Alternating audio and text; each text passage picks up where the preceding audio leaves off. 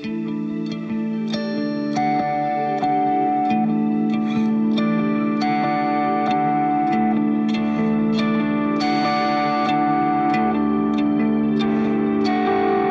흐름들은 디파이 서비스가 굉장히 많이 활성화되면서 그런 흐름들이 나타났는데요.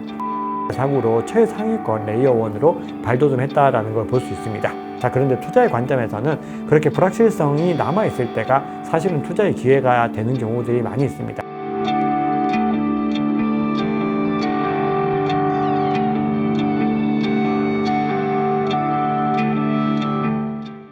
네, 구독자님들 반갑습니다. 박 작가입니다. 네, 오늘은 또 새로운 알트코인 컨텐츠로 찾아뵙습니다.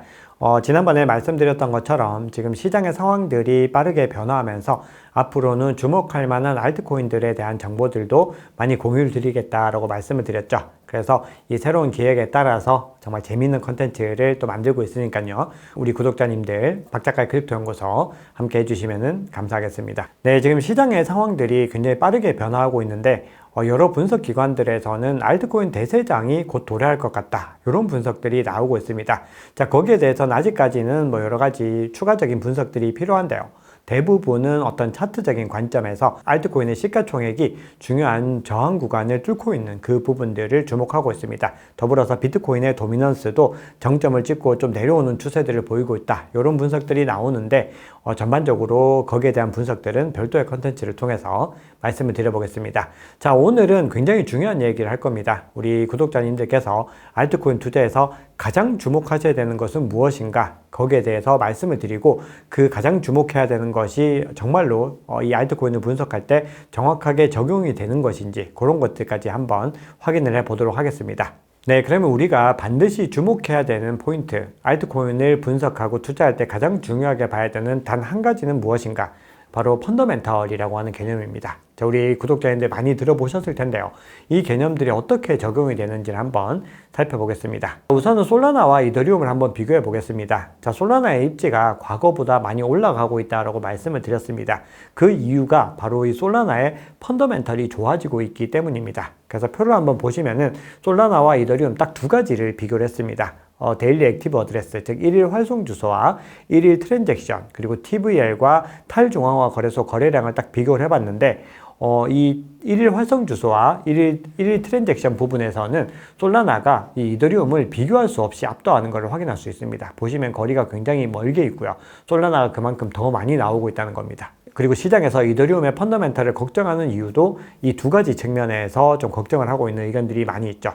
자, 그럼에도 TVL 같은 경우는 여전히 이더리움이 솔라나를 압도하고 있습니다. 이 얘기는 신뢰도의 측면에서, 즉 기관들은 어떤 자본을 갖다가 솔라나보다는 이더리움에 묶어놓기를 더 바란다라는 걸 확인할 수 있죠. 자, 그런데 이 두 개 코인이 서로 엎치락 뒤치락 하는 펀더멘털이 있는데 바로 이 탈중앙화 거래소의 거래량입니다. 자, 한번 보시면은 둘이서 서로 엎치락 뒤치락 하는 모습들을 보이고 있죠. 그래서 우리가 솔라나가 이더리움 대비로 이 펀더멘털에서 우위에 섰다라고 하는 기사를 보시면은 상당수가 이 탈중앙화 거래소의 거래량을 예로 들고 있습니다. 자, 그런데 뒤에서 이 여러 가지 레이어 1들을 종합적으로 해서 펀더멘털 상으로 가장 뛰어난 코인들을 선별해 볼 텐데요. 그러면 펀더멘털 지표가 가격에 영향을 실제로 미치는지, 그 부분들을 하나의 사례를 통해서 먼저 확인해 보겠습니다. 제 시바이누 코인이 계속해서 좀 침체된 움직임을 보였습니다. 가격이 크게 상승하지 않고 지지부진한 움직임을 보였는데 최근에 10%에서 15% 이상 하루에 급등하는 구간들이 있었습니다. 자, 그리고 그때 어떤 흐름들이 나타났는지 살펴보니까 거래소에서 유출되는 물량들이 굉장히 많이 늘어나는 걸 확인할 수 있었습니다. 그리고 그 외에도 여러 가지 펀더멘털 지표들이 강세장을 알리는 시그널들을 보여줬다는 거죠. 자, 그런데 그와 더불어서 이 네트워크의 가치를 평가하는 지표 중에서 네트워크 가치와 트랜잭션의 비율을 따져보는 MVT라고 하는 지표가 있는데, 이 지표는 또 계속해서 하락하는 움직임을 보였습니다. 즉 거래소에서 유출되는 물량들이 많이 나가면서 강세의 시그널이 나오는 가운데 MVT는 하락을 했다는 거죠. 그 얘기는 뭔가 저평가된 구간으로 접어들고 있는데 펀더멘털은 계속해서 늘어나고 있었다. 이렇게 해석을 할 수가 있고, 그 결과 이 시바이누의 가격이 간만에 크게 급등하는 움직임을 보여줬던 겁니다. 자, 이 시바이누는 하나의 예이고요. 그 외에도 여러 가지 프로젝트들의 펀더멘털 지표가 달라지는 기간들을 살펴보면은 얼마 지나지 않아서, 물론 이게 하루 이틀 사이에 반응이 오지 않을 수 있습니다. 하지만 그렇게 멀지 않아서 가격에 반응이 오는 경우들을 많이 볼 수 있었습니다. 그래서 우리는 늘 펀더멘털에 집중해서 알트코인을 분석해야 되죠. 네, 그런데 그 대표적인 예가 또 하나 있습니다. 바로 수위입니다. 바로 수위도 굉장히 많은 가격 급등을 단기간에 이뤄냈죠. 그런데 이 수위의 펀더멘털이 얼마나 늘어나는지를 한번 살펴봤더니 TVL이 빠르게 상승하는 움직임들을 보이고 있었고, 1일 화성 주소도 빠르게 늘어나는 움직임들을 9월 들어서 보여줬습니다. 그리고 이 흐름들은 디파이 서비스가 굉장히 많이 활성화되면서 그런 흐름들이 나타났는데요. 자, 보시면은 EVM이 아닌, 즉 이더리움 환경이 아닌 논 EVM 체인들 중에서는 톱3에 무려 3개나 이름을 올리면서 많은 부각들을 보여주는 것들을 확인할 수가 있었습니다. 그만큼 이 디파이와 관련돼서 펀더멘털이 늘어나면서 수위에 큰 가격 상승을 이끌었다라고 볼 수가 있는 거죠. 거기다 더불어서 이 수위는 속도가 가장 빠른 체인 중에 하나입니다. TPS가 29만 7천까지 찍히고 있는데, 이 TPS는 솔라나보다도 월등하게 빠른 수치로 볼 수가 있죠. 그만큼 펀더멘털이 늘어나니까 가격이 급등하더라라고 하는 공식이 수위에서도 동일하게 적용이 됐다는 겁니다. 네, 그래서 시장에서는 넥스트 솔라나가 어떤 코인이 될 것인가에 대한 많은 궁금증들이 있습니다. 과거에는 누가 제2의 이더리움이 될 것인가, 이 부분을 고민했다면 지금은 솔라나의 그 다음 타자가 누구인가를 많이 고민하고 있죠.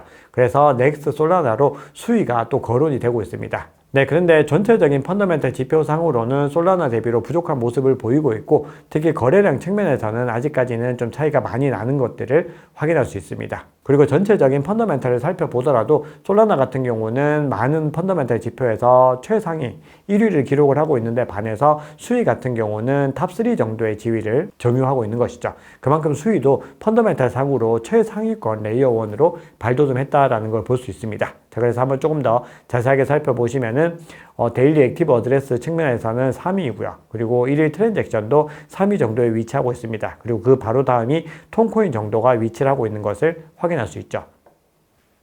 TVL 측면에서도 이더리움과 트론, 솔라나에 이어서 4위 정도를 기록을 하고 있고요. 탈중앙화 거래소에서도 거래량 측면에서 3위를 기록하고 있습니다. 그래서 대부분의 어떤 지표들 상으로 상위권에 올라와 있는 것을 확인할 수 있습니다. 네, 그리고 USDT 스테이블 코인이 어떤 체인에서 가장 많이 거래가 일어나는지 확인을 해봤더니, 이전까지는 이더리움과 트론이 거의 모든 점유율들을 가져가고 있었습니다. 특히나 트론이 최근에 굉장히 많이 성장을 하면서 이더리움의 지위보다 더 많이 올라가고 있는 걸 볼 수 있습니다. 이 USDT의 거래량 측면에서. 그런데요, 지금 보시면은 톤이 여기서 굉장히 부각되고 있는 걸 확인할 수 있죠.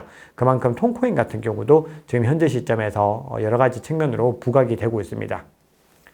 거기다가 톤코인도 이 탈중앙화 거래소에서의 어떤 누적된 주소들이 꾸준히 늘어나는 움직임들을 보이고 있습니다. 그래서 앞서 이 수위가 이 디파이 분야에서 굉장히 부각을 받고 있다고 말씀드렸는데, 톤코인도 굉장히 부각을 받고 있는 거죠. 그래서 둘이서 3위와 4위를 엎치락뒤치락하는 그런 관계들을 가져가고 있습니다. 그래서 지금 시장에서는 제2의 솔라나가 되는 것이 수위가 될 것인가, 톤이 될 것인가, 그런 또 논쟁들도 나오고 있습니다.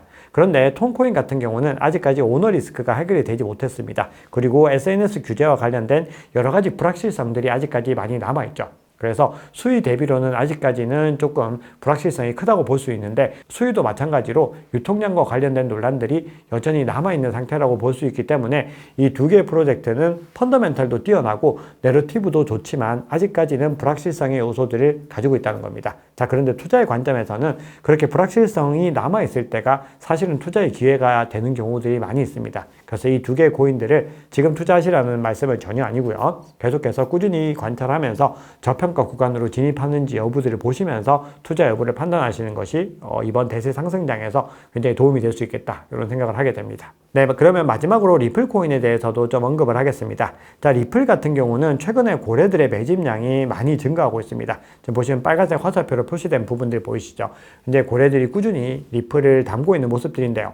리플 같은 경우는 몇 가지 또 이슈가 있습니다. 그 중에서 첫 번째는 SEC가 리플과의 소송에서 다시 항소를 할 것인가 여부가 있습니다. 그래서 만약에 항소를 하게 됐을 때는 그 기한이 10월 7일입니다. 그래서 본인들이 그때 항소하는지 여부에 따라서 이 리플의, 이 XRP의 가격 변동성이 발생할 수 있습니다. 네, 그리고 그레이스케일에서 이 폐쇄형 펀드를 리플을 가지고서 이제 만들 것이다, 출시할 것이다 라고 발표를 했죠. 그래서 이것은 이 리플 현물 ETF의 포석이 될 것이다. 이런 기대감들이 많이 있습니다. 그래서 그 여부들을 보셔야 되는데 이런 내러티브는 아직까지는 좀 많은 시간이 드는 내러티브라는 겁니다. 리플 같은 경우는 이 선물이나 선물 ETF가 상장이 되어 있지 않고 아직까지 SEC와의 소송이 끝나지 않았기 때문에 아직 시기적으로는 좀 많이 남아있는 부분들이지만 그럼에도 장기적인 어떤 관점에서 봤을 때는 하나의 호재로서 작용할 수 있겠다. 이렇게 볼 수가 있겠습니다.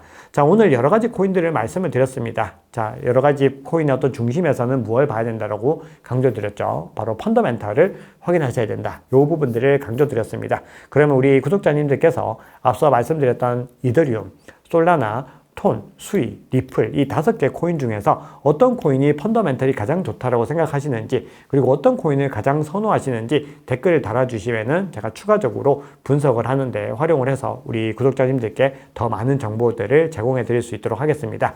댓글 꼭 달아주시면은 제가 앞으로 컨텐츠를 더 우리 구독자님들께 도움이 되는 컨텐츠를 제작하는데 많은 도움이 되니까요. 참여 부탁드리겠습니다. 네, 오늘 영상은 여기까지입니다. 우리 구독자님들 늘 성공 투자, 행복한 투자 응원합니다. 감사합니다.